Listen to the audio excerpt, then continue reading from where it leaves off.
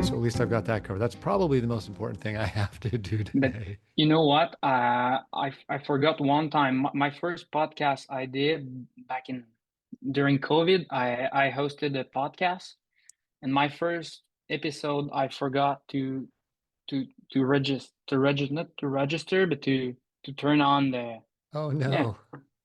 yeah. What was the podcast about? So it was a podcast in French, and I hosted a guy, a grower that's been growing bonsai in Quebec Mhm. for the past 35 years.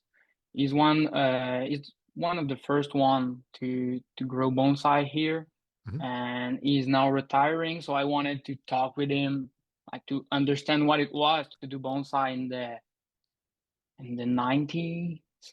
So yeah, that's So you what had a nice pretty much. conversation and you were the Yeah, only two that got to enjoy it.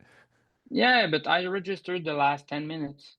At some point, I was like, yeah, I think I forgot something. Well, Uh, how should I call you? What do you go by normally? with English speaker, I go with JD. Because it's Yeah. really embarrassing to hear what it sounds like when we say Jean-Dominic. Oh, you're pretty good actually. And how do you say your last name? Côté, Côté. Okay. because the E with an accent Hmm. is pronounced A. A. Okay. Côté. Yeah, yeah, yeah. French is a weird language. Okay, but So JD is yeah, easy for me to remember. yeah, and for everyone, like when I go to, let's say, the States, it's JD, and even in Japan, everyone calls me JD. Easy. Do you go to Japan much? Yeah, but yeah, maybe you don't remember, but we met there last winter. Oh, of course. I never Yeah, made the connection that that was, of course. Yeah, yeah, yeah, yeah, yeah. yeah. I've been there 2 times. We can talk a bit about that too, because I studied at Aichi-en for the first time in 2019 for 3 months, and this year I was there for 2 months. That sounds awesome.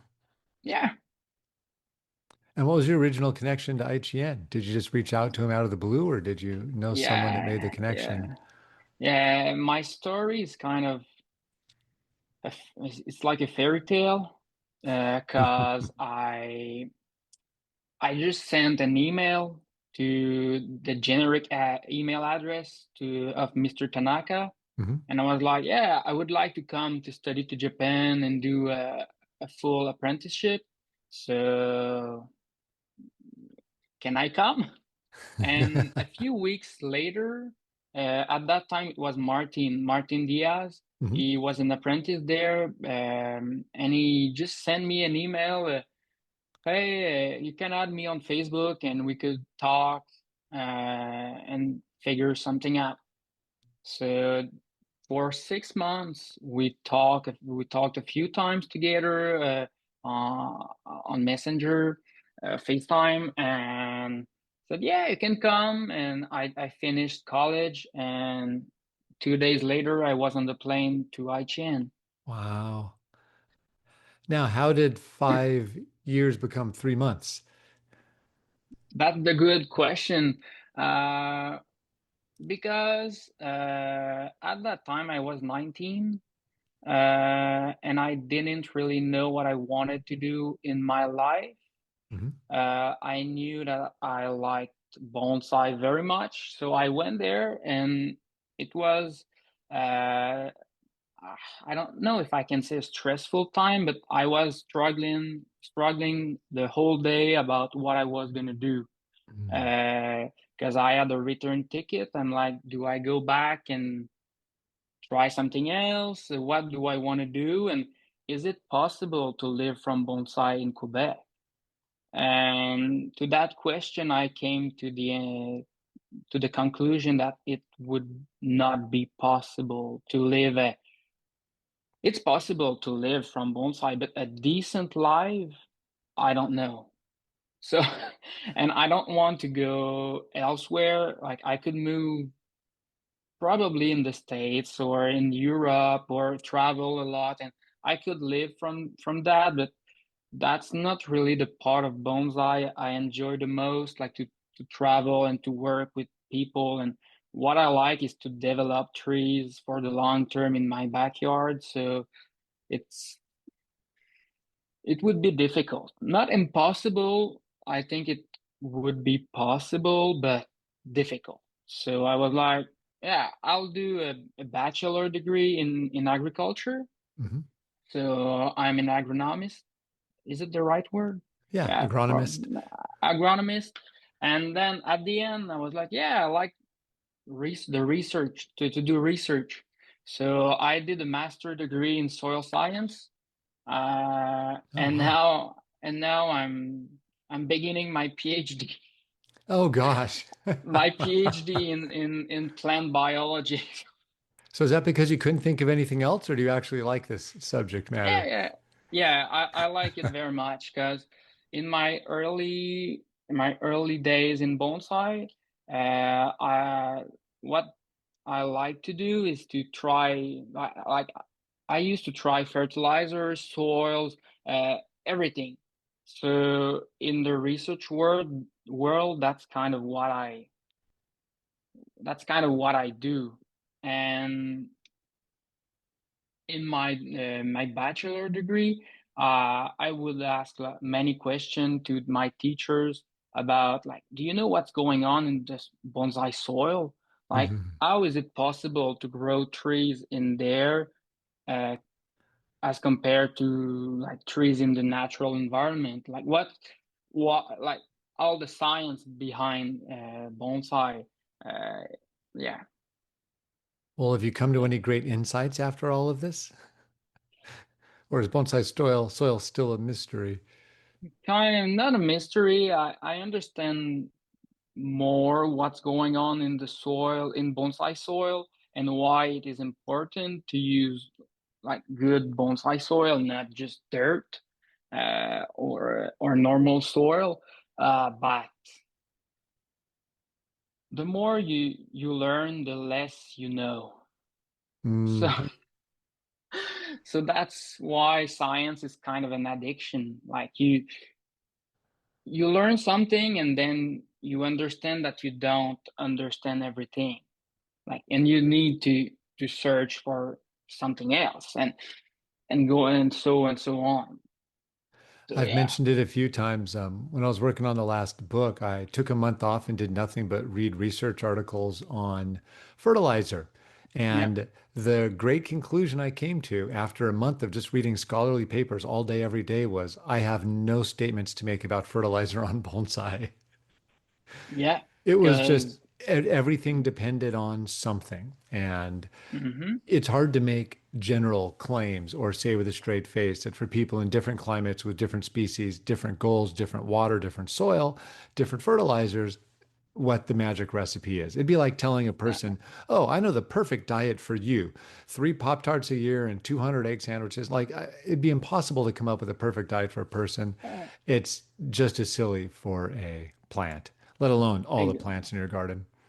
yeah, because all of this, especially fertilizer studies, they are pretty much all like study case.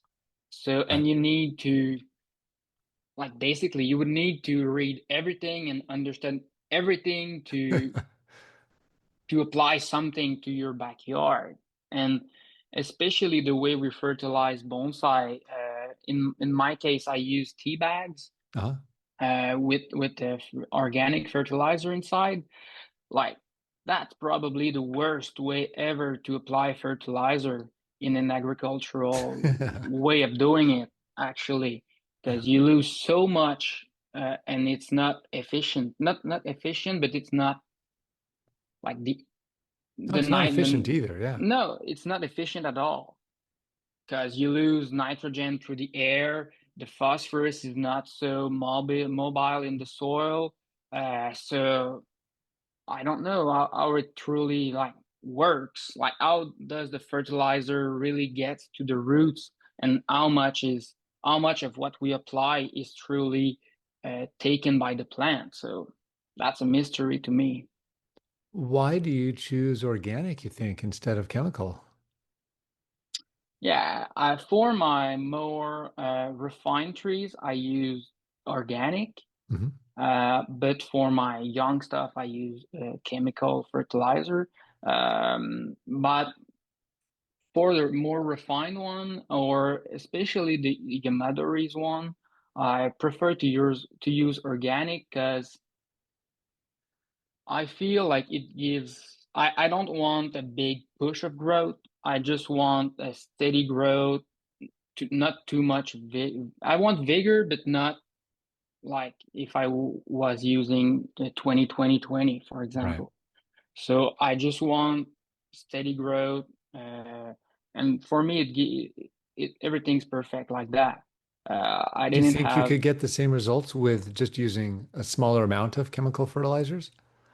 I could, but it would be more. Not difficult, but I'm not equipped right now with a dosatron or things like that. Mhm. So I would need like, I know a guy in Canada is doing this every day.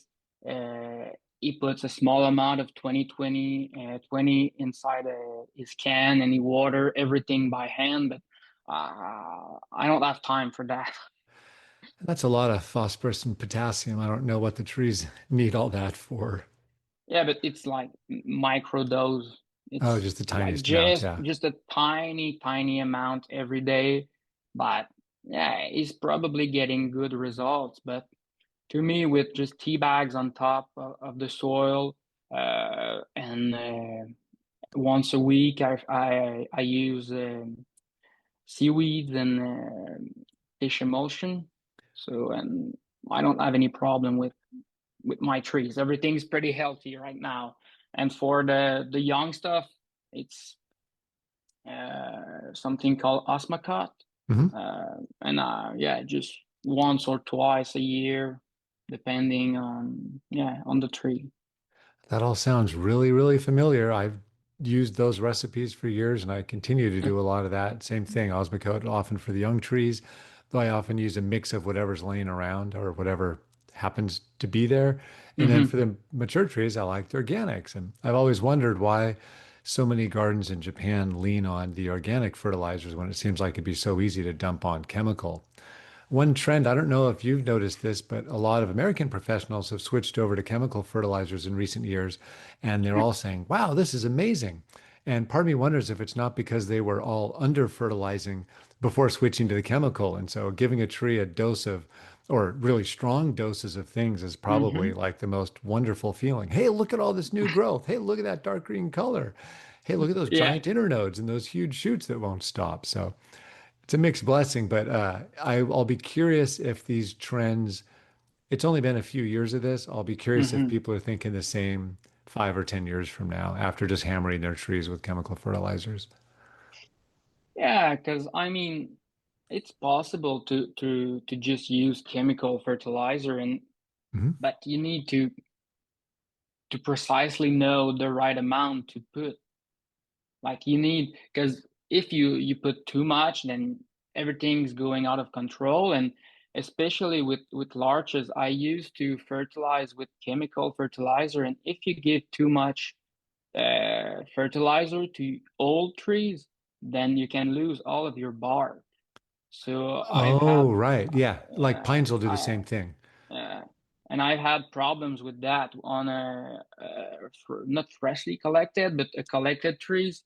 That like a few years after collection, I started to put a big amount of fertilizer, chemical one, Mhm. and like not on the old trunk, but on especially the branch. I started to lose a part of the bark. So I was like, Ah. yeah, maybe it would be a good thing to slow down a bit, like on the fertilizer and just calm down a bit.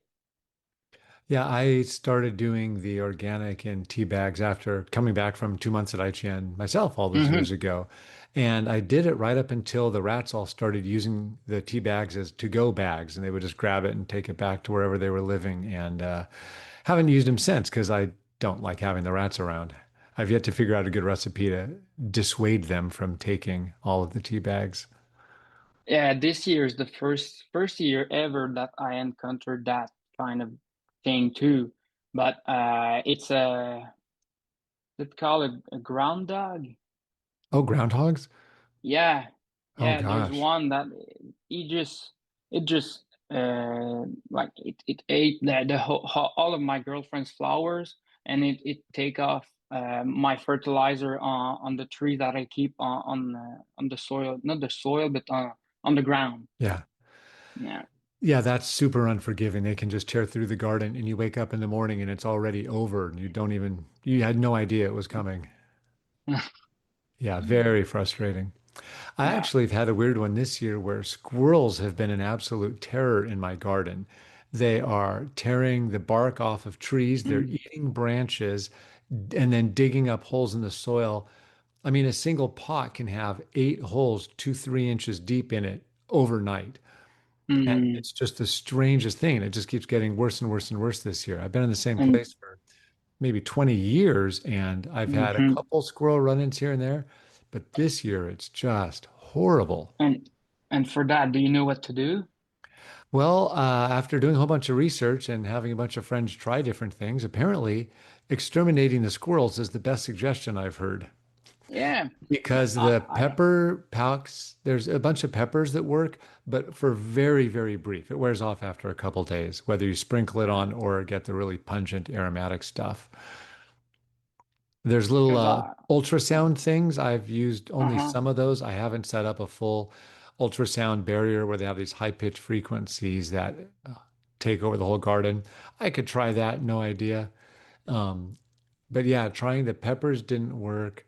And what was the other one? But yeah, it's just been really frustrating. But just yesterday, I had a really funny hypothesis is over winter and spring, I do have a dosatron set up. And so I used a small amount of chemical fertilizer. It was like about as good a Hmm. quality as chemical fertilizer as I could find. The Fox Farms Grow Big, and just using a little bit. So I was delivering a total parts per million of like Hmm. 80 or to 120 parts per million non H2O in there. And I wasn't having as much trouble. But over the summer, I've just to mix things up, I've been just acidifying the water with citric acid. And Hmm. I wonder if there's something about the citric acid that makes them more interested in the plants and or soil. I mean, that's a Mm. crazy, very likely unrelated hypothesis, but I was thinking, okay, I'll switch back to the other and see if over time it goes away. Yeah, No that's idea how there could be a connection there, but I thought, the timing lines up. uh-huh. Uh-huh. Yeah, that's interesting. I've never heard of that, but Do squirrels uh, like lemon popsicles? No idea. yeah, because yeah, here I know the Montreal Bonsai Association. They did a post many years ago about that same problem. Like Uh, if you've got squirrels eating the bark of your, like here they like Japanese maple, mhm. um, like what to do if you have that problem. And they said like use Tabasco sauce and put on the bark of your trees. But I wonder, like, how, like, if you've got many trees, how practical it is, like, to do that every week or so. Right, how quickly So, it washes off. I was yeah. sprinkling kind of different kinds of chili powder on the trees, and it seemed like it'd be fine for a couple days and then it would wash away. And I assume Tabasco would be similar. Oh, the other one was plastic Yeah. snakes. And a friend has been doing that this summer. And he said it's decent in terms of its effectiveness if you move the snakes every day or two. If you leave it for a couple of weeks, then they ignore it.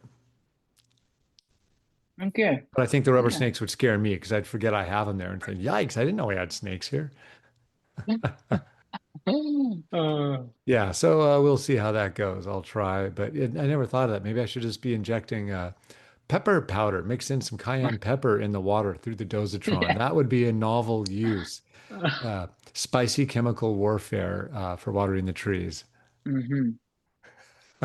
Yeah. I'll have to write that one up if I ever take it to that level. That'd be funny. Yeah, yeah, that would be really funny. Oh man. So are you right in Montreal or are you outside of town a little bit? No, I'm not in Montreal Oh, you're actually. nowhere near there. Okay. No, I'm 2 hour and a half away. So I'm in Quebec City, Oh, which is wonderful. which is the capital of the province of Quebec. Hmm. So I'm in Eastern Canada. And yeah, Quebec City is like 2 hour and a half from away from Montreal. Yeah. Do you have much of a bonsai community in Quebec City? Yeah, we have a small group. And this is we have the Quebec Bonsai group, which we organize like one one conference a month, like one meeting a month, Hmm. and one workshop a month too. So it depends on the month. And yeah, we are at the peak during COVID. We turned online, so we had a lot of members, but now it's more like I think 60 members around that. Wow. But yeah, there are a lot of people from not just the city of Quebec, but around and everywhere. Because other than here, we have three or four bonsai association in the province, but we are uh, the more on the east side of the province. Mhm. So everyone on the east side of the province, like if they want to, like they come here if they want to do uh, a beginner class or stuff like that. Well, Hmm. that's kind of cool. Yeah, yeah. I was on the board of the group a few years ago, Hmm. and now this year I just came back on the board to do the program, like to schedule all the activities. 'Cause yeah, Do you have trouble getting many guests to come up to Quebec City? we don't really get people from outside of Quebec, actually. Like we get people from Montreal, from Sherbrooke, which is another city here, Mhm. from Gatineau. But other than that, we a few years ago we've had maybe GP Oaro, which is a French bonsai professional. Oh, yes, He, yes. he studied with Ryan Neal Hmm. I don't want to say a long time ago, but It was a while like ago, yeah. yeah. So we've had him, uh, I believe in 2022, something around there. Yeah, I know there's only so many French-speaking bonsai professionals in North America. Not a whole lot. yeah. But yeah, in the last few years, that's pretty much all the every not the every, but the only guest artists we've had. But yeah. And so, one of the more amazing things about your group is that any of you can keep your trees alive over winter. And I think that was the first time you got in touch was to offer some suggestions for how to take care of trees in winter, which is not to be taken for Mm. granted. Nah, but actually now with experience, I find the winter care more easy than when I started bonsai. Mhm. Because basically our like we have three different categories of trees. We've got tropicals, so basically those they can they go inside the house for the winter time. So that's not a problem. The second class is our hardy trees. So that's larches, jack pine, Scots pine, everything that can grow outside year long. So there's we take care of them for the winter time by just putting them on the ground, and I put something on top like like a table Mhm. basically. So we just need to protect them from more of the mechanical stress. So basically the snow tearing down the branch and that kind of stuff. Because And so, they can survive through the winter without any problem. Like where I go to collect, they are on mountain and there's not a lot of accumulation of snow and they just survive with the harsh environment. and it's pretty cold up there, like more than here, and they survive without any problem. But And the they don't third, need water all winter long. They can just park there under the mm, snow and be happy. yeah, because Wow. it's like a normal day in the winter time here, I would say is minus 20 Celsius, which is Oh gosh. minus 4 Fahrenheit. Okay, so there's snow and the whole root ball is frozen. Yeah. So even though I wanted to put water on top, it would just It sit. wouldn't work. Yeah. No, It'd freeze right on the like top. You'd have a little icy shell around it. exactly. So those trees, we just kind of forget about them. They stay in the snow winter long. So that's why there's a third, not why, but the third category is our semi-hardy trees.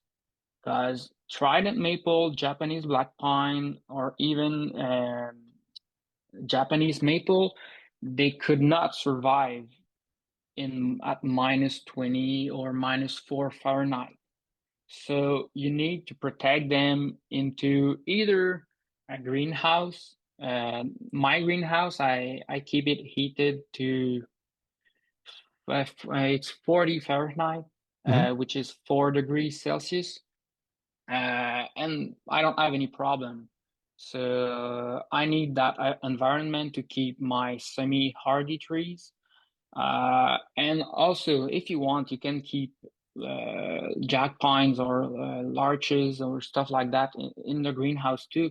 They will just bud out very quickly, especially larch. Or as soon as the photo period, like the day length Hmm. uh, increase, they just start to bud.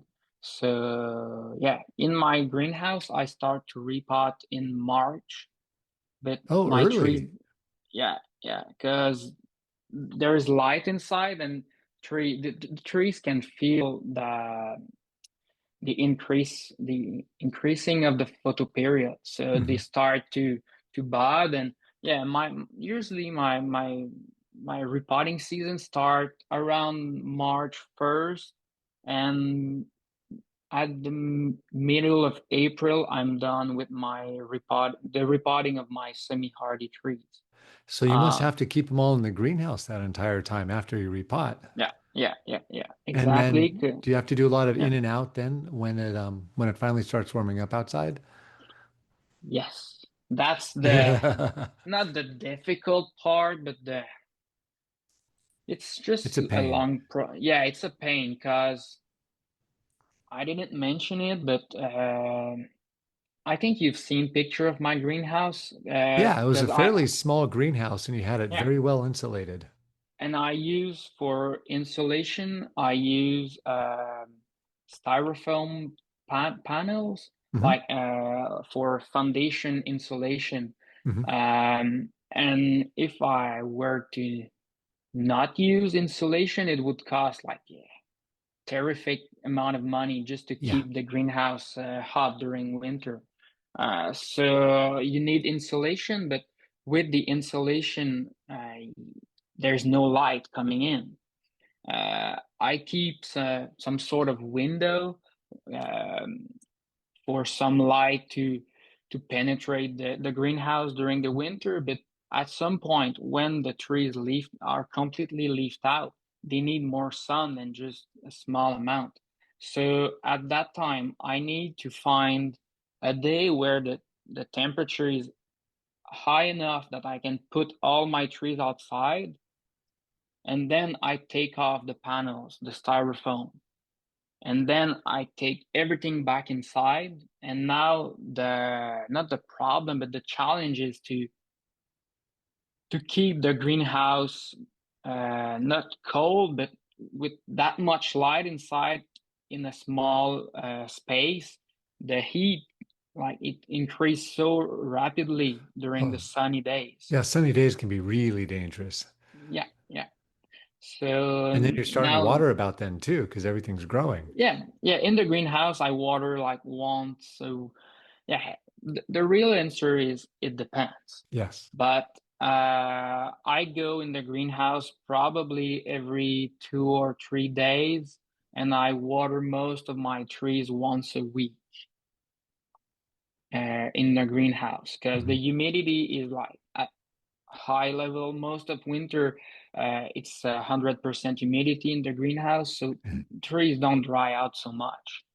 And I keep like I have a small,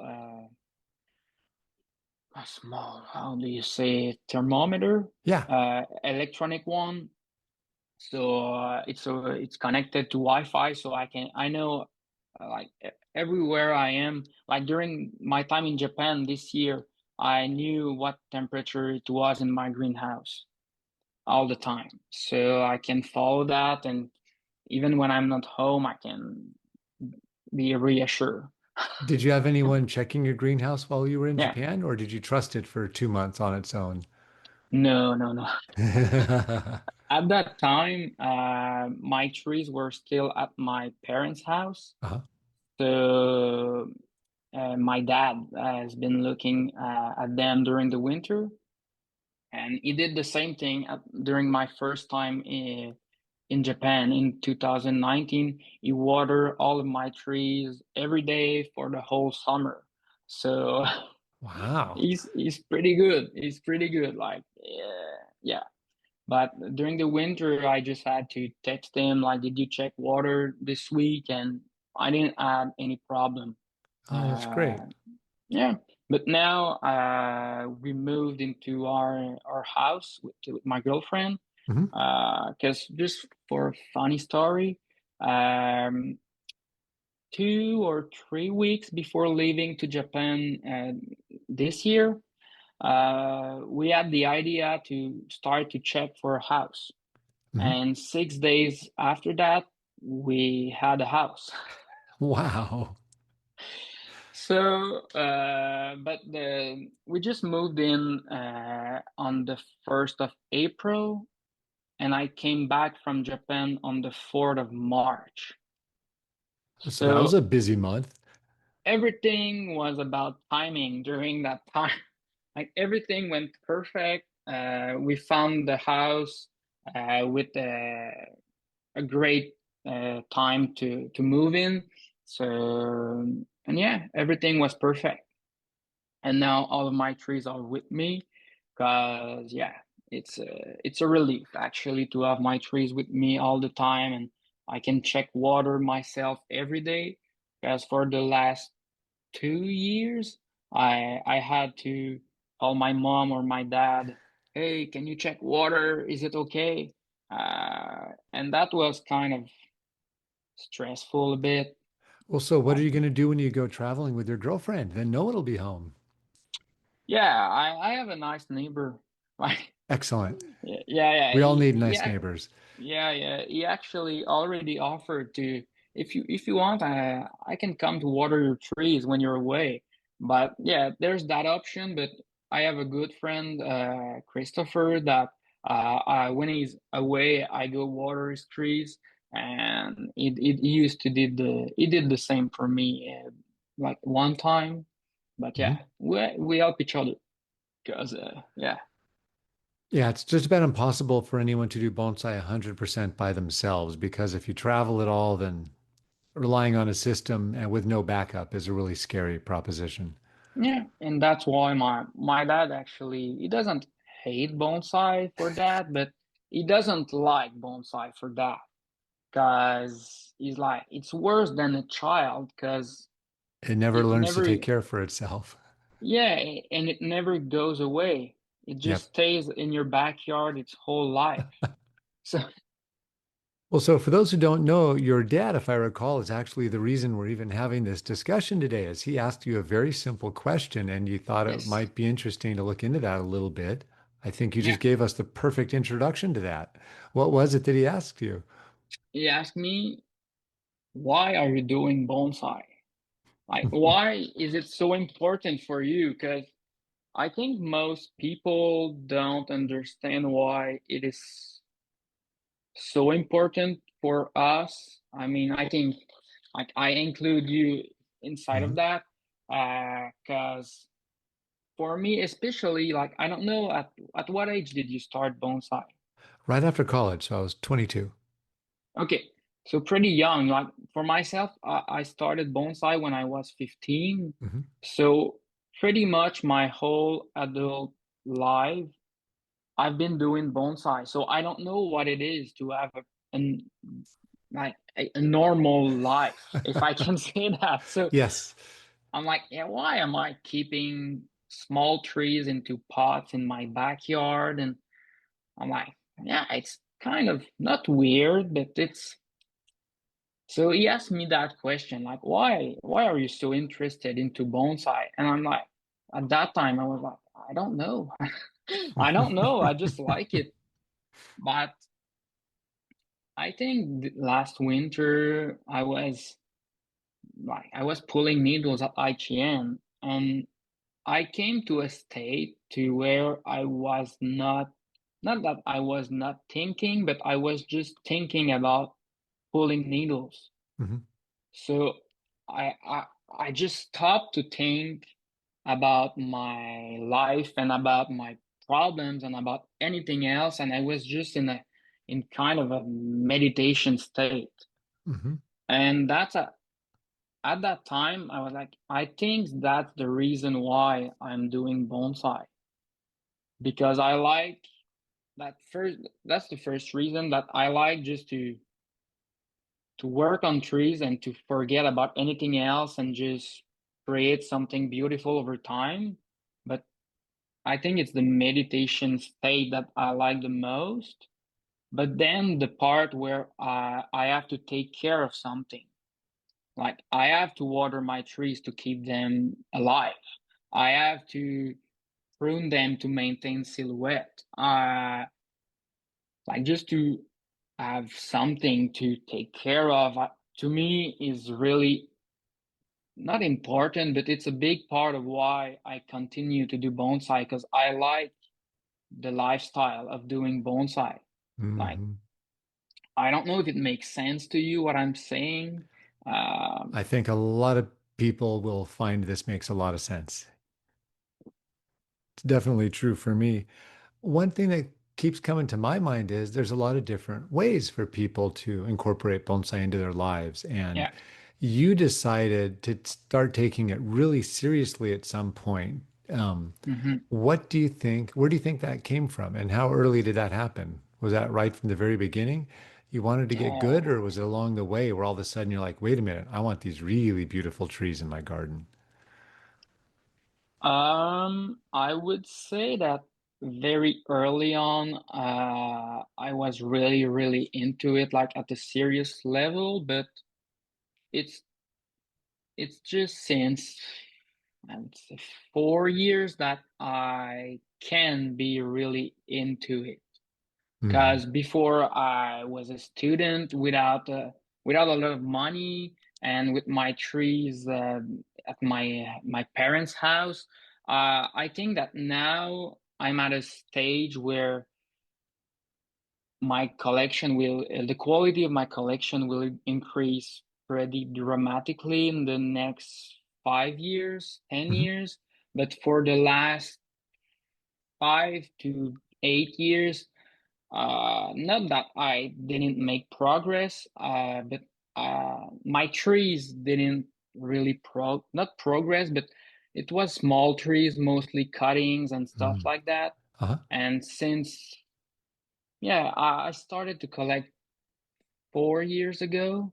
So I think that that's pretty much at that time that I switched to being more serious. Before it was serious, but more like I call them my COVID projects, like Hmm. all of the seeds that I sow, all of the cutting that I took, all of that. And like, yeah, for the first part of my bonsai journey, it was more about growing young stuff and learning how to do things. Uh, but yeah, during my 4 years as a bachelor student, uh, I didn't take a break of bonsai, but I wanted to enjoy more Not my life, but my life as a young adult. Yeah, So yeah, but which yeah, is natural. yeah, I mean, yeah, I and can't I imagine trying to care for bonsai during college, unless it's a very tiny number of very young trees. It just, the focus has to be on other stuff, whether it's life or your studies. There's a lot going mhm, on. Plus, you're young at that point. Our brains are not the same yeah. when we're 18, 19 years old than they are later on. So yeah, I was 19 and I was serious enough to go to Japan and to try the apprenticeship. Mhm. And then I don't want to say it's for that reason, but also I was 19 and all other apprentices, they were more at the end of their 20s. So I was like, yeah, I think I need to live, not to live a normal life for a bit, but I wanted to live the life of 19 years old boy. Mhm. So yeah, that's another reason why I came back. And now, yeah, my collection, for the last 2 to 3 years, my collection in the quality of my collection has increased pretty much. Like every year I'm more happy about my collection, year after year. So yeah. Well, so what's accounting for that? I know everyone would love to be able to say about their garden. Things are getting better really quickly, and in the next few years, it'll be great. What do you attribute that to in your garden? Mm. Ooh, that's a great question. I think the easiest way of counting it or to quantify it would be to count the number of trees that can be exhibited, like at an exhibition. Mhm. That would be a way, but I came also this year in Japan. I came to the conclusion that I'm more about the process than the final product in bonsai. Not that I don't want to own nice trees, but I want to create nice trees. So it's more about the material in the process than so it's nearly impossible to quantify that. Like, is it a great collection? But to me, it's to have great material and nice, like nice project to come. Well, maybe that's another way of thinking of it is what makes a given project tree a valuable project or an exciting project? I I would say a tree that I'm excited either to repot or to style or to do like to take to the next level.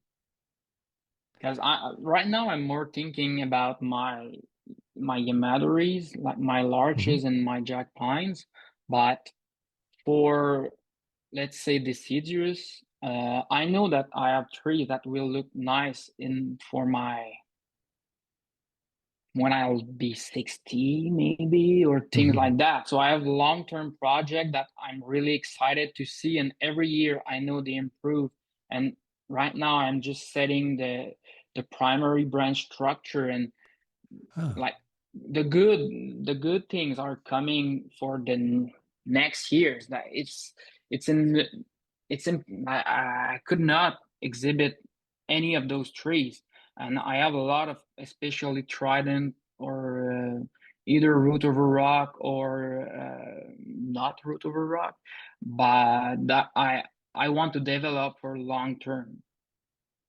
But and I'm excited for those. Many people they don't understand like it looks like a stick right now, or there's just a big sacrificial branch hanging off like a primary branch or something like that. But for me, like it's great material, and I want to invest my time in that kind of trees. So for me, yeah, I think I came to an answer to you by by talking. I think a great collection for me is to own trees that I want to keep for the long term. Uh-huh. Like not just trees that I want to own for 2 years. It's trees that I want to own for 50 years, let's say, Hmm.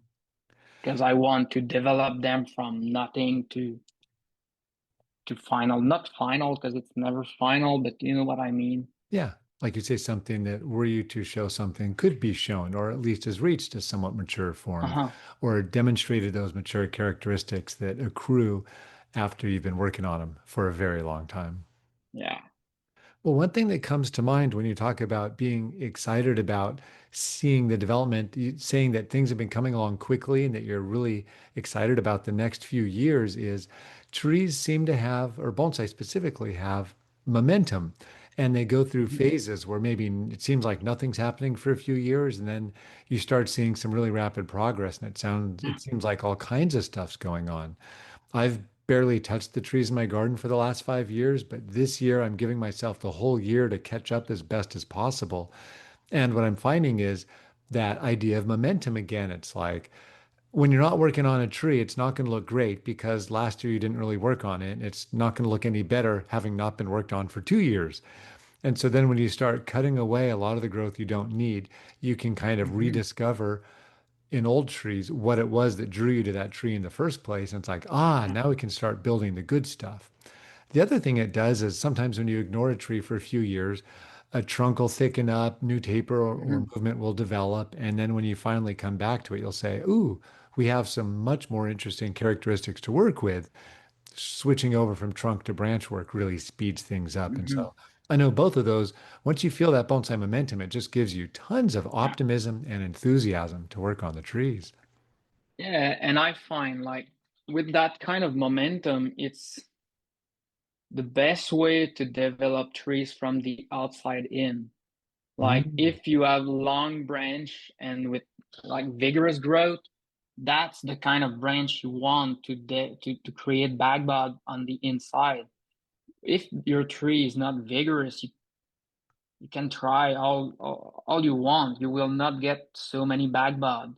But if your tree is vigorous and then you start to working on it, then boom, you've got buds everywhere. And that's what I find like especially to develop trees from scratch is one of the best ways I think to develop trees. I think Like that's one of the biggest secrets, and a lot of people don't ever even experience it yeah, because it's like what you said about the sacrifice branches. Very few people go into bonsai so they can fill up their backyard with 5 gallon cans, colanders, training pots, and sacrifice branches. That is not going to give them the happy, feel good vibes in the yeah. backyard. But I'm really conservative when it comes to getting trees strong before doing that work. If you spend an extra year establishing really good roots, if you wait to see vigorous shoots before you do a hard cutback, you're pretty Hmm. much guaranteed a much better response and overall faster development time. But people Yeah. are much more likely to get a new tree, throw it in a small bonsai pot, and then immediately start wiring it. And then the tree just is slow for the next 3, 4, or 5 years after that. And it might look kind of bonsai like right away, but it's also not going to look very different 2, 3, 4 years later. Hmm. Yeah, yeah, yeah. So if you I have a think stomach that's for those earlier teenage years of development, I think you can get to really, it's a lot more fun that way because things are always happening. yeah, and for me growing is really important. Like here when I give talks to the group, I'm always talking about growing because not always, but most of the time, because I don't want to say nobody's doing it, but I think the whole community gain from would gain if everyone was growing just small batches. Like not, Mhm. I'm not saying about growing 200 trees a year or stuff like that, but just taking, I don't know, 10 or 15 cuttings a year. Mhm. And the year after, you select the best roots and you sell the other one or you throw them away or whatever. But if everyone was doing that, I think material would be first more accessible and like higher quality material like that. Yeah, I think people would learn to understand the genetic differences between trees. They would look more carefully at the different aspects, like the roots or the genetics of those individual ones. They'd be providing material for themselves and potentially other people in the community. And more, once they get a little older, opportunities for practicing different techniques. Exactly. So back back a few years ago, I would say 100% of my collection was growing stuff or stuff from the guy I was Oh, talking yeah. about, Yves by his name, Yves Letourneau, or stuff that he grew from seeds or stuff like that over time. And now I would say my collection is more like 30, 35% growing stuff, and the rest is are Yamadoris. Oh, wow. Yeah. What are the best collected species in your area? Like the first, like number one tree here is the American larch. It's by far the most collected trees. And even back like 20 years ago, it was I don't want to say the only tree collected here, but virtually that it's true. Mhm. There were a little bit of jack pine too. Do you know jack pine? We don't have as much out west, but I'm familiar with it from visits back east. Hmm. So just for other people, basically it's the equivalent or equivalent to Scots pines or shore pine, I think. So it's a Mhm. two needle pine with small needles. And I've had a great result with that species because like not everyone, but most people like in like the first bonsai generation here, they they didn't like jack pine that much, but I've come to the conclusion that it was more about watering problems. So they Ah, could not keep them alive uh, for the most part because it's a tree that doesn't like water at all, basically. it's a Uh, pine. uh, yeah, but it's a real pine. It's a, Yeah. like it really doesn't like water. So there's one in kind of a big box here that I collected 2 years ago. I think I watered this tree one time a year, and it's thriving like it's crazy. And in at the last national, I talked with Boone about jack pine, and I wanted to know what he was thinking about that species. And I told him like it's difficult to keep alive, and he was like, no, no, no, not difficult. Just put a lot of either lava or granite or something like that, and don't water and it will grow like weeds. So, So and just a drier mix. It was that easy. yeah, yeah, yeah, Do yeah. you do any trimming of the buds or decandling in spring? No, no, you So whatever cannot you get in spring, decandle. that's it. Yeah, you can pinch, like either pinch or cut the new growth, in the beginning of summer, end of spring-ish. So yeah, So kind of it's like a treated white like, pine technique or white or yeah, mugo yeah, or shore pine, any of those. yeah, yeah, exactly. And other than that, uh, again, they used to collect only larches, but we have a lot of spruces, black spruce, Oh, and white spruce. But people they never collected them. And there's when we were looking for larches, we were walking basically on a million of spruces in one day. There's spruces everywhere, and people are not looking at them because they're supposedly difficult to collect. But yeah, they're more difficult to collect than large. But if you take the time, like you find one, you cut like what we have to do to collect big trees here. we cut one root, and I've come to this technique. I put fertilizer, organic, and I left the tree on the mountain. I come back the next year, I cut another root, I put fertilizer. And like that, you can collect big jack pine and spruces. But other than if you're looking for big trees that you can collect in the first time you see it, it's not impossible, but it's Far difficult. more challenging. Yeah. So that's the technique we are using here. But for small larches or small trees, there are always some trees that you can just pick and take back home like that on the Mm. first visit. But the big ones, we've come to the conclusion that it's better to work on the trees for some years. The longer I know a guy worked a tree is 7 years Oh, before taking the tree back home. that's a long time. Yeah, yeah. And yeah. Have you cedars, Eastern white cedar up Yeah, is okay. yeah. I didn't mention it because I currently I don't have one in my collection, but yeah. Eastern white cedar is fantastic, but it's a completely different territory, like collecting territory. Like Gotcha. they don't grow in the same environment. They don't grow up north where we go collect larches and jack pines.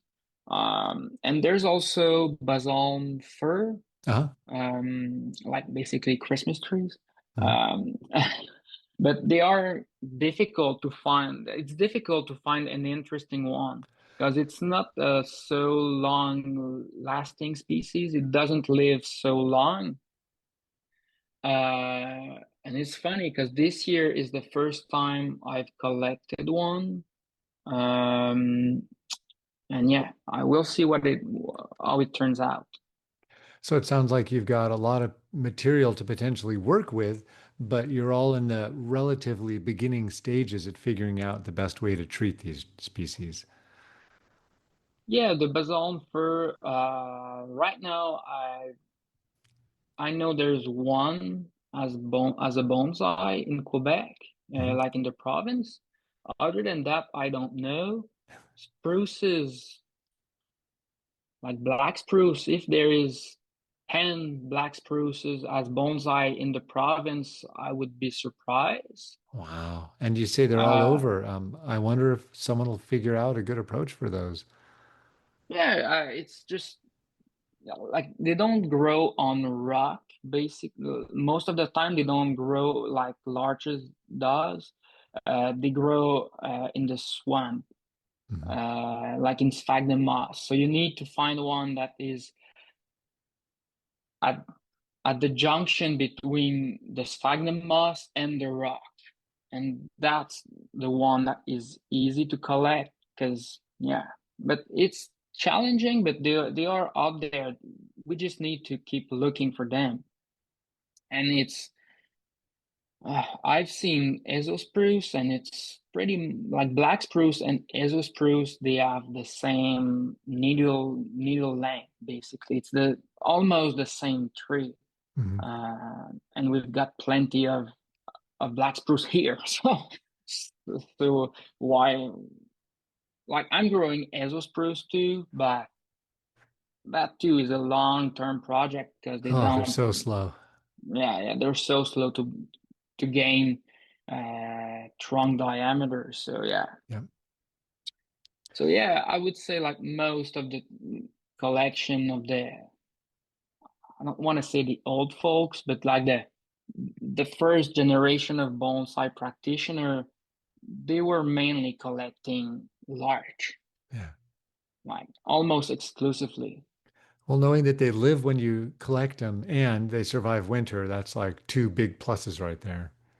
Yeah, yeah. Well, so I, in thinking about what you said about the meditative qualities of bonsai, I think a lot of people find that, but you can get in a meditative state or simply move the clock hands forward in a pleasant way with any kind of material. That doesn't necessarily make you want to go to Japan to learn more. So there Yeah. has to be some other aspects, whether the artistic aspect of it or the horticultural or maybe some others.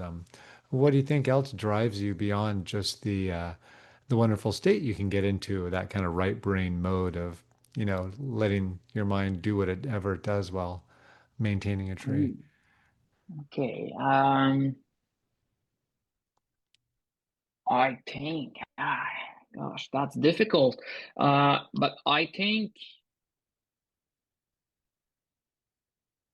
I want to understand what I am doing, Hmm. and because the easy answer would be I want to be good, but the more sincere answer would be I want to understand what I am doing, and I want to understand how to create nice trees. Hmm. Um, so, and I think for me, the best way to do it was to go to Japan. Um, and for me, Mr. Tanaka at Aichi-en is one of the last bonsai creator, if I could say it like that. Like he creates tree. Yeah. He's not just maintaining them or detail wiring them. He's setting structure, and that's kind of what we are still doing here in Quebec. We are creating trees from raw material, like either uh, like from scratch, like cuttings or stuff like that, or Yamadori trees stuff. Yeah. Yeah, I think that's Tanaka's is one of the very best gardens in Japan.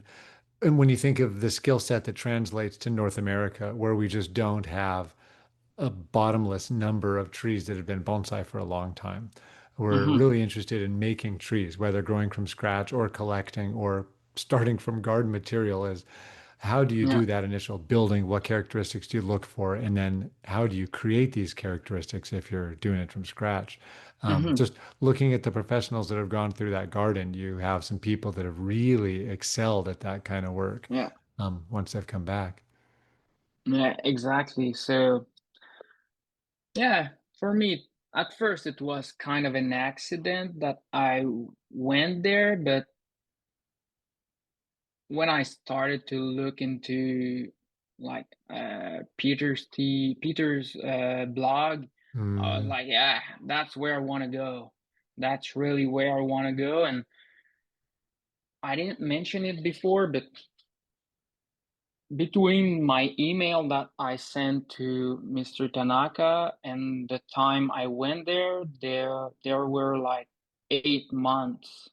So for the that 8 months, I had to continue to focus on college, mm, but I was not so much into it anymore. I was like, I want to go to Japan now, and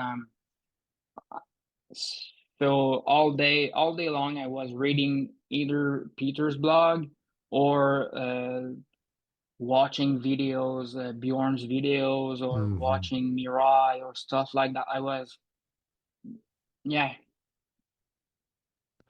So Have you that's had pretty the much desire it. to make that same level of bonsai content these days, or are you still so wrapped up in school and life?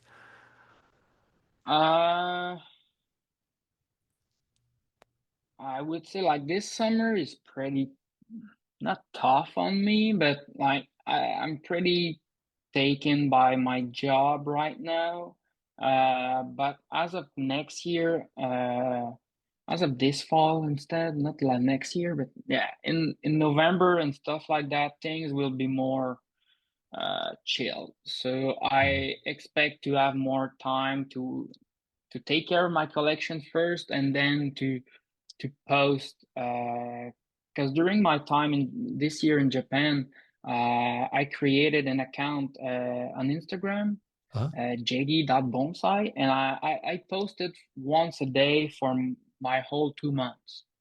And it was challenging to do that, but it was really nice. like to take the time every day to find something to talk about. And I don't want to do that here because it's too much, but like I want to keep to start again to post more because since March, I think I've just posted twice. So Yeah, it's a yeah, I good want habit to if you take, have the time for it. yeah. So just to like for me to keep picture and just to take the time to talk about what I am doing here and to show like other that people that bonsai is really nice, and I want to like my goal, not my only goal in bonsai, but I want to show young people that bonsai is cool.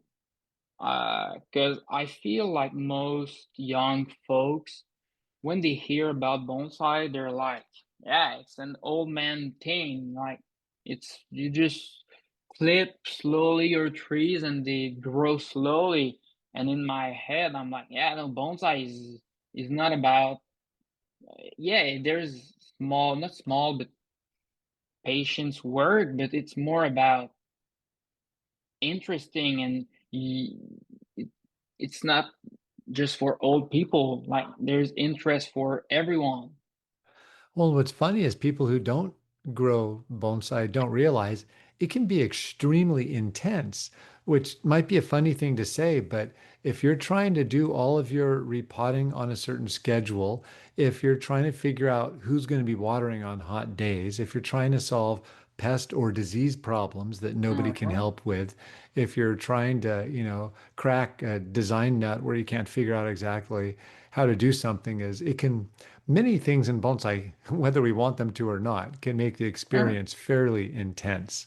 I know just watering trees before coming in to go to a meeting or do something. It's like, oh, I only have Mm-hmm. 13 minutes right now. How do I water an hour's worth of trees? Well, you immediately do the calculation. Okay, I've got to water those 12 over there, but I should at least hose those off over there. And you kind of make do, but a large percentage of the time I would describe as intense more than peaceful and relaxing.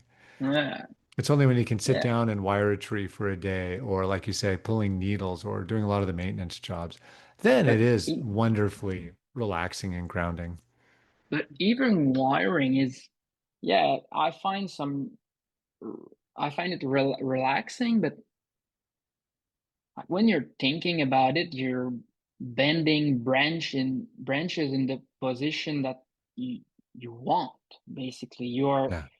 it's not just small like cutting small branches and relax. You need to be careful not to break the branch. You need to be careful. You need Oh yeah. to know how to apply the wire because people they start to wire and they're like, yeah, it's easy. You just roll the wire around the branch, and it doesn't take that long for people to learn that it's difficult to learn wire, but when you learn, you know how to wire properly, then it's like bicycle. It's for life.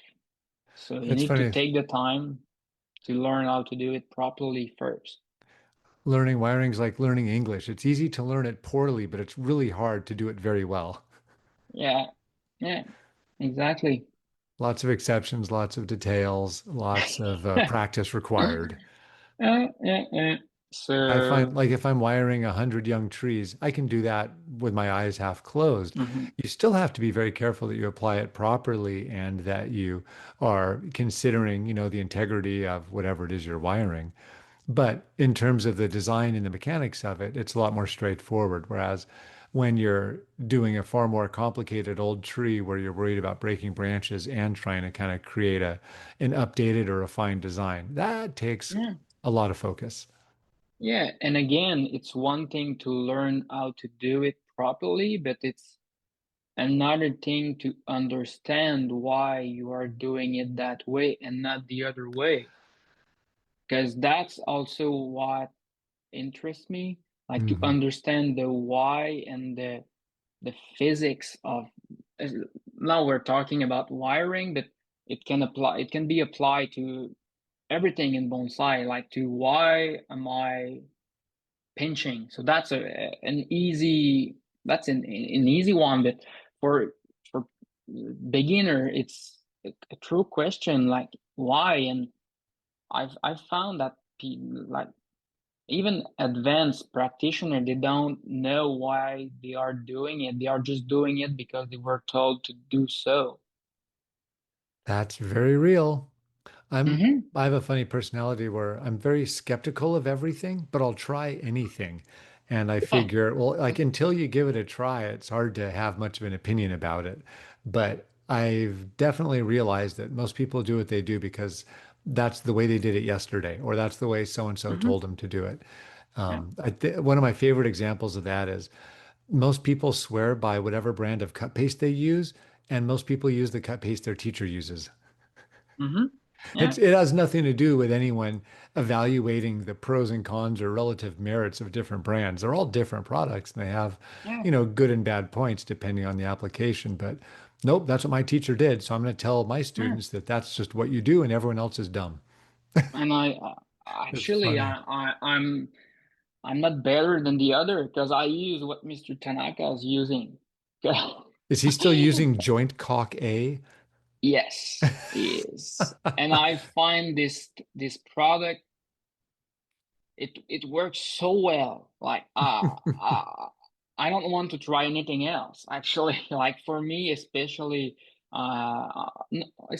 on deciduous, I've never tried it on conifer because Uh, he's not using it on conifer.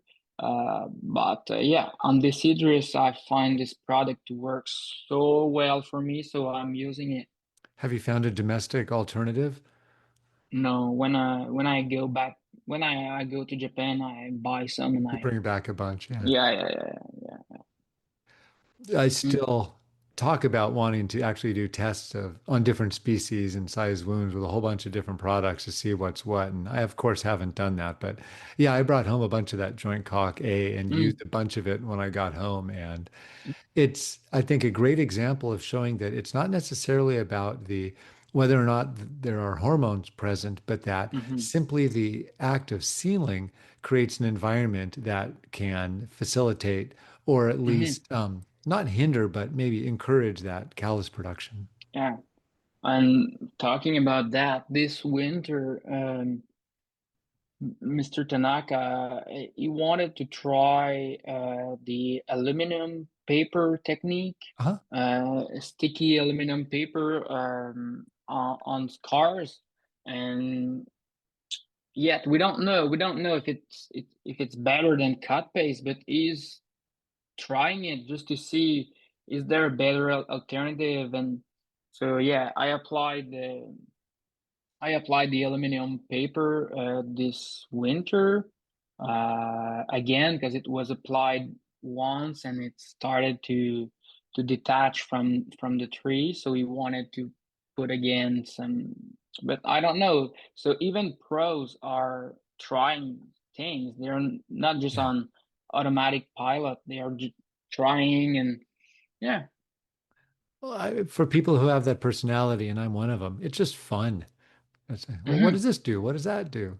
I've seen a number of people use various aluminum foil with various kinds of goop underneath it, and the people who use it swear by it. And so clearly they're getting decent results from it. So I know that there are at least some benefits or pros to taking that approach.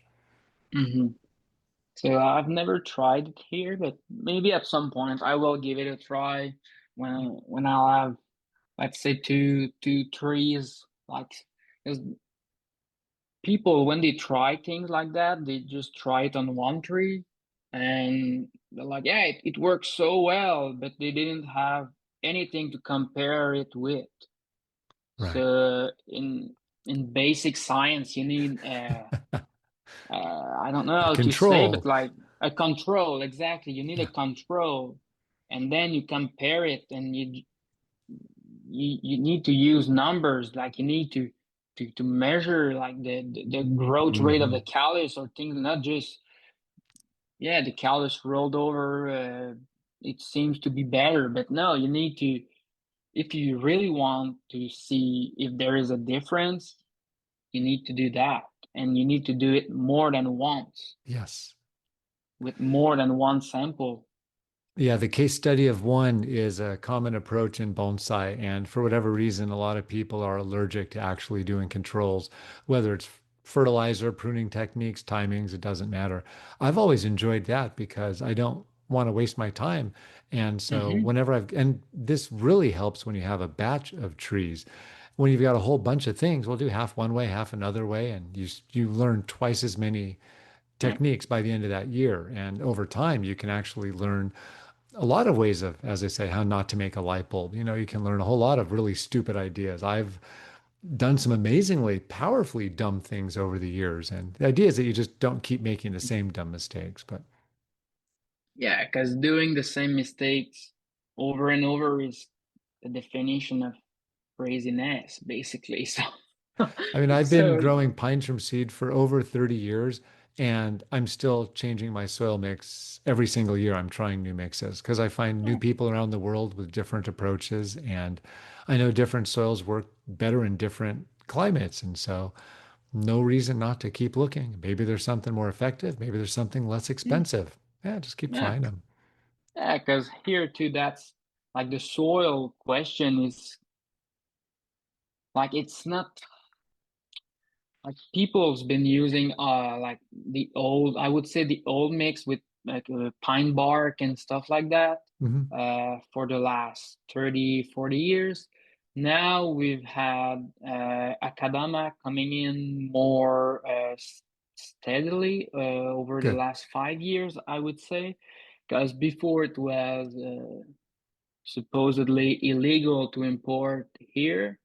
And but we had some sort of academ. It was sold as academa, but it was academa, but like cooked to the point where it was ceramic. Ah, yaki Uh, akadama. I've used that. yeah, and basically it's not academa. No, Like it not, has very different characteristics, it's more like like turface or or lava something or like that. something. Yeah. Yeah. So now we have pumice, Akadama, and lava rock more available, but still it's very expensive. Uh, So especially for my young stuff, I use a lot of perlite because it's so cheap and available everywhere. In every garden center I can find it. So yeah, and yeah, I've it's got batches of two different perlite mixes in my garden right now for pines, and there's a reason the entire nursery industry leans on perlite. It's a yeah, fantastic media for plants. yeah. And the grower I was talking about earlier, he's using a mix like 111 perlite, granite, and cocoa coir. Oh, Uh, and it's not granite, but it's silica, some sort of rock silica mhm. of some sort. Basically, it's the same thing as Mr. Tanaka's river sand. Kawasuna, yeah. Um, yeah. So, and he's getting the growth he wants, and everything's going fine for pre-bonsai.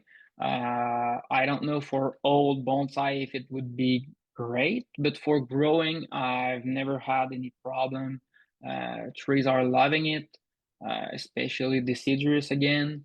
But I know he grows everything in that mix or Mhm. like those ingredients. He might vary the mix for pine and stuff like that. But yeah, Yeah, it's a really easy starting point. yeah. Do you think you're heading down to the National this fall? No, actually, I was supposed to go, but then I had the opportunity to go to Spain Nice. for work. So I'll go present my master's degree results there to a conference. So yeah, I will not be in Spain, but I'll come. I'm coming back from Spain on the Friday before National. Mhm. So making the ride just after coming back from there, it's kind of crazy. Not the ideal So time. yeah, no. So I was like, Yeah, I will take more time in Spain, and I'll go visit Luis Vallejo and That was my David next question. Benavente's there. Good. Yeah. Everything is planned, and I will be there, and yeah. And you, Uh, are you going to national? yes, I'll be at Nationals and I'll be going to Germany actually in about a month to visit Walter Paul's garden. Oh, interesting. Yeah, and I'm really looking forward to that. I think that'll be a ton of fun. Oh, yeah. There'll be a handful of professionals from around Europe hanging out, and I've always wanted to get more time to talk with Walter and see his garden Uh-huh. because he's one of the more interesting characters in bonsai, and so really looking forward to that. Yeah, and just the fact that he's been in bonsai for so long and Hmm. he's seen the bonsai, the worldwide community of bonsai growing and everything, that's probably like just to talk with him about that would be wonderful. I think so. And he's also very thoughtful. I think he's thought more about bonsai design, the how and why we make trees look the way we do than the average practitioner. So, Uh-huh. yeah, it just sounds like a really fun opportunity. So I'm like, yeah. When I was invited to go, I just said, okay, Yeah, totally for that. that's a But yeah, great. but I'll be at Nationals is always a fun time, and oh, maybe you'll be able to come out to our show in a couple of years. Yeah, that's on the plan. Like, I want to go to PBE on the next one, the third one. Mhm. 'Cause yeah, I've always wanted to go see Bonsai Professional on the West Coast, and explore that part of United States, basically. Mhm. Yeah, it'd be a fun Uh, excuse to do a trip and visit a bunch of people out there. yeah, yeah. To two bonsai practitioner from here. They went at the second one Mhm. to yeah, and they found the exhibition wonderful, and they actually did a presentation to our group in Quebec about their time in California and stuff like that. So yeah, that's the kind of activities uh, we do. Like we present trips and talk about either. Yeah, things like that, or talk about experience, or yeah. What resources do you think would be most useful for your community? Like, what do you think would help elevate people or just support people in what they're trying to learn? What do you think you'd like to see more of? Uh, And I know that's a tricky one. I never have an obvious yeah, answer yeah, to that one. I think I would say again, it's the same answer as what I answered to your last question, but I think people need to understand what they are doing more, and not just. It's a tricky one. I don't know how to say, but I feel like people need to understand that bonsai are not made by themselves. Like you don't just need to keep a tree in a pot for a long time and it will be a bonsai over time. Yeah, that's a part of doing bonsai, but you need to actually work on your trees and to provide the best technique to your trees. Hmm. Uh, it's not. Sometimes I feel like, for example, decandling. Okay, I'm teaching people that you can decandle black pine, but what people hear it's you you should decandle your black pine, and that's two completely different things. Same thing with defoliation. It's not because you can defoliate a trident that you should defoliate a trident. Yeah. It's not an obligation, it's a possibility. That's one of the most stressful things for me around this time of year is deciding which trees to defoliate, which trees to decandle, what extent and the timing. I know Uh-huh. there's what trees I want to decandle, but it doesn't mean I will. And so the one I wanted, it's funny, I was looking forward to decandling one tree more than any other in the garden. And it's one of the only ones I didn't decandle this year Hmm. because it didn't come out as strong as I wanted it to. And I thought, you know Yeah. what? Maybe I'll just try next year because It just wasn't giving me the signs that it was going to respond well. So the tree looks absolutely beautiful right now. Needles are getting pretty big. It's nice and full and bushy. Fall work will be Yeah, simple, but hopefully I made a good decision there, and then we'll see what happens next time. yeah. So yeah, it's pretty much the same thing here. Like I when you're applying a technique, you need to understand why you are doing it and why on this tree and not the other one. And that's why bonsai is all in the nuances. Hmm.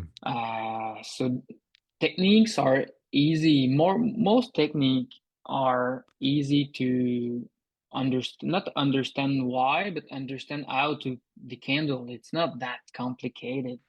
You just cut all of the candle. Hmm.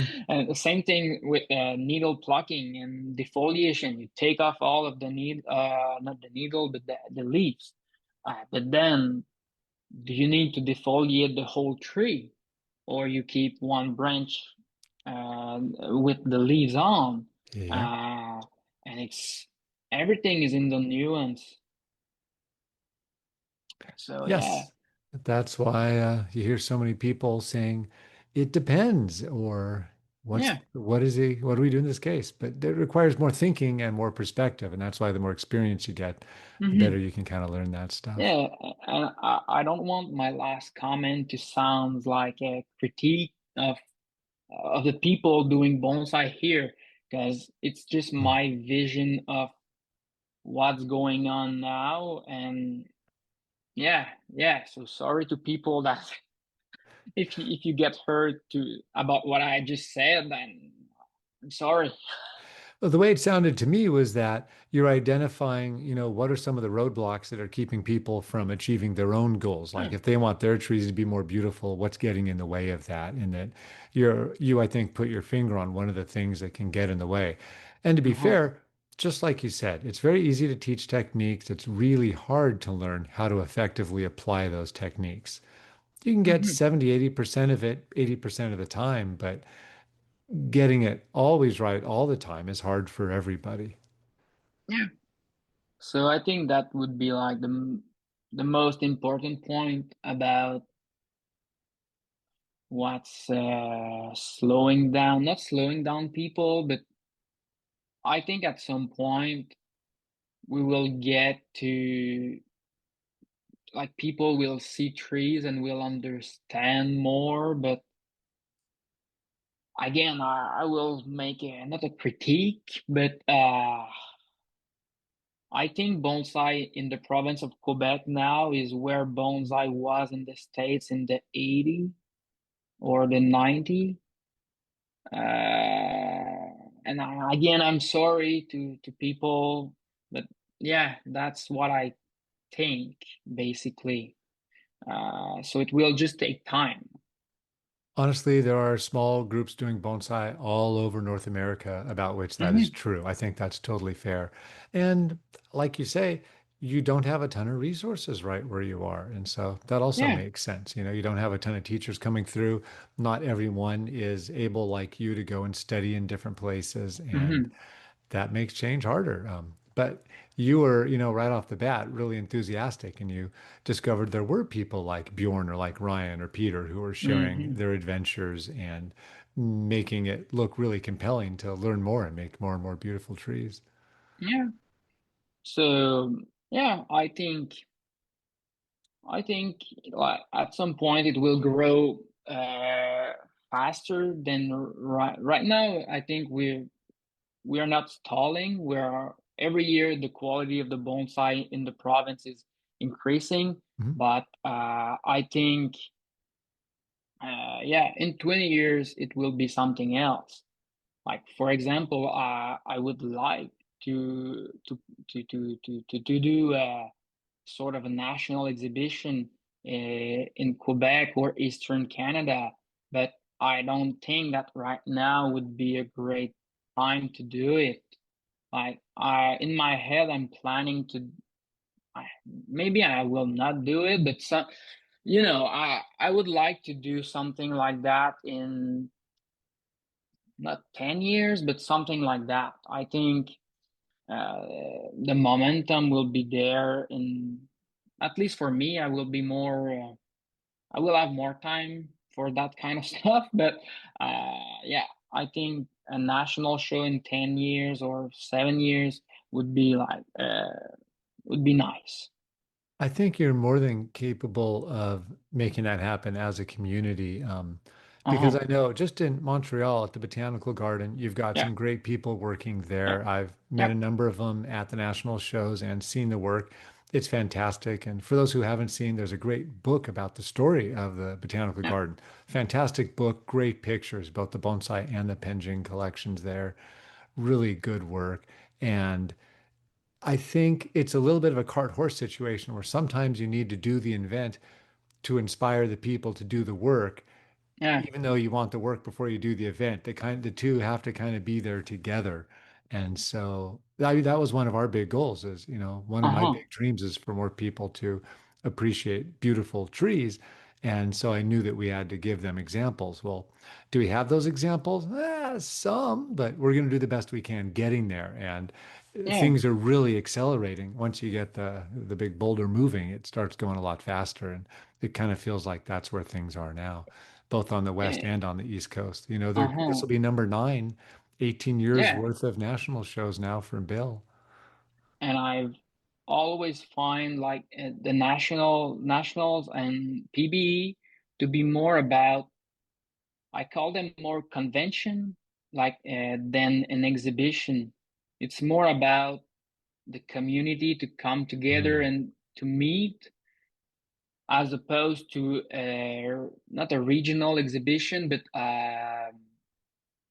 a club show where it's about talking to beginner and recruiting people for beginner classes. At least that's one of our main goal here with our club show, is to share bonsai to the world basically. But Hmm. then I think the national and PBE goal is more about uh, welcoming, not welcoming, but like Yeah, the supporting the community, community. supporting the community, and to get an opportunity for people to meet and to talk to each other and to yeah, Yeah, that's and I pretty don't know much if you'd it. be able to get anyone to drive trees from British Columbia yet, but I guarantee a lot of people, because they've got a great club out there, I Yeah. guarantee they would want to fly in and visit a national show. I think they think that'd be fantastic. Yeah. um I mean, again, what I said about bonsai here being at the level at bonsai in the 80 in the States, maybe it's not that true, but it's more about like clubs are doing a big part of the bones. Like without the clubs, there is bonsai, but it's more. I don't know. It's not a community as tight as in the States. At least it's my perception. Maybe Mhm. I'm totally wrong about it. But yeah, I think we need time, just like what happened in Australia. Mhm. They are rapidly catching up on other part of the world on the bonsai level, and it's just a matter of time and for people to get together and to start to work on trees together. And just for on the collecting part here, most of the trees that have been collected in the past 40 years, they were compared to the Japanese standard, they were small trees, like either Oh, oh. chuhin or not, like 1 meter, but small 1 meter trees, Mhm. like in height. But right now, with a couple of friends, we are collecting some beasts, basically, like big pines. That, to my knowledge, not my knowledge, nobody ever collected trees like that before. And what I'm talking about is not a foot wide trunk, but almost Oh like, gosh. yeah, yeah, yeah. We Well, I just, look forward to seeing these. yeah, and it will take time because people, they want to do bonsai quickly. And I think social media are in cause for that. Because when you see a transformation or a styling, you're like, hey, that's bonsai. But bonsai is far more than just styling and wiring. And Hmm. that's why I wanted to post once a day during my time in Japan, because I wanted to show people that, yeah, we style trees, but most of the time, most of my winter at Aichi-en, I was pulling needles, and just on evening time, I was wiring. Ah, wow. So and that's part of bonsai. Bonsai is first keeping the tree alive. Second, you need to maintain what you already did to the tree. So either by pulling needle, you want to keep all the buds alive, you want Yeah, to make the sunlight goes in, and then after that you get to create something new. But if the tree is not alive, you cannot maintain ramification, then you don't have time to wire. that's right. Yeah. Well, that's a really nice note. While we're here today, is there anything else you wanted to cover? uh I don't know, because yeah, I think we went from, I don't know how to say, but from not we covered pretty much everything we discussed. But yeah, Awesome. What can you say again where people can follow you on Instagram in case you start yeah, posting again? yeah. You can follow me at JD dot bonsai. Yeah, JD dot bonsai on Instagram. You can see all of the posts I've done through the winter. And yeah, that's Awesome. my bonsai account. So if you want to reach out, or you're in Quebec and you didn't know there were people doing bonsai, then you can reach out, and I can direct you to resources, and I can answer any question basically. Or at least try, right? Yeah, I yeah, yeah, have lots of questions. exactly. Well, Yeah, thanks so much for everyone. chatting today. This was super fun. And it's great to hear what's going on up in Quebec City for bonsai. I now know where my first bonsai stop will be whenever I make my way up the St. Lawrence. Yes, of course. You're always welcome here. So thank you again, Jonas, to give me the opportunity to talk. And again, people, I'm so sorry about my English. So I hope this was listenable. So I mean, if you're still here at that time, I mean, it was probably listenable enough. So Can you thank at least you. say one thing to your French listeners so they know you're legit? What can I say? Even if it's the same apology for having to be in English this whole Yeah, time. yeah, we'll say. Si jamais vous avez des questions, écrivez-moi sur Instagram. Va me faire plaisir de vous répondre. So, yeah, I just say to people to contact me on Instagram. And if there are some French speaker, they will kind of laugh because we don't speak the same French. Not that, yeah, it's kind of different. Our Yeah. accent is so different, and our Yes. vocabulary is different too. So, yeah, they will hear the Quebec's accent. So, yeah.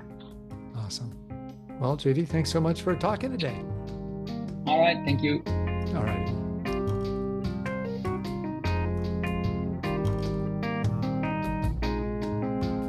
The music on today's podcast was brought to you by the fine folks at Blue Dot Sessions. Check them out at www.sessions.blue.